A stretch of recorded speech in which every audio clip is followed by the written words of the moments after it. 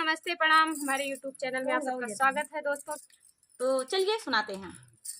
शिव खेले ला होली जटा खोली, शिव खेले ले होली जटा खोली, शिव खेले ले होली जटा खोली, शिव खेले ले होली जटा खोली। पहले होली पर्वतवा पे खेले, पहले होली पर्वतवा पे खेले, गौरा शिव की गजब जोड़ी, शिव खेले ले होली जटा खोली, गौरा शिव की गजब जोड़ी, शिव खेले ले होली जटा खोली, शिव खेले ले होली जटा खोली, शिव खेले ले होली जटा खोली, शिव खेले ले होली जटा खोली, शिव खेले ले होली जटा खोली। दूसरा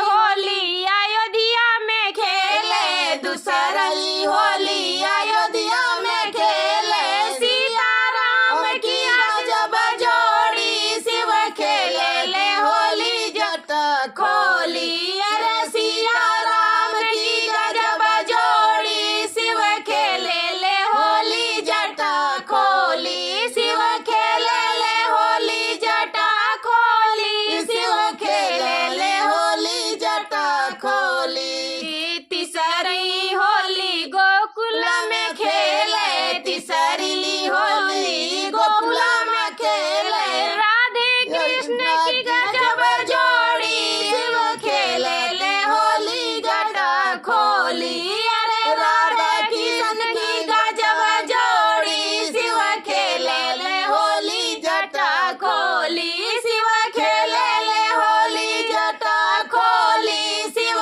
खेले ले होली जटा खोली।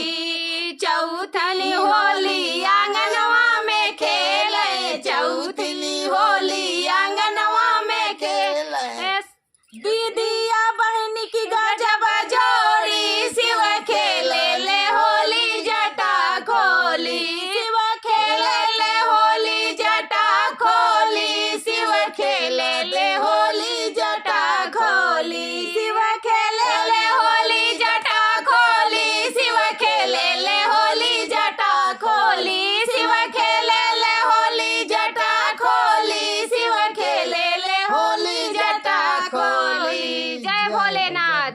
जय हो भोलेनाथ। तो आप सभी को फिर से एक बार हैप्पी होली। अपने घरों में खूब मनाइए, आस पड़ोस में भी जाइए, सभी से मिलिए। आज के दिन, होली के दिन बहुत पावन पर्व है, मुझे तो बहुत ही आनंद आता है होली के दिन। और आप लोग को कैसा लगता है कमेंट में जरूर बताना। और ये उसके साथ साथ ये गीत कैसा लगा एक बार कमेंट में जरूर बताइएगा। तो चलिए दोस्तों, तब तक के लिए जय हो महादेव।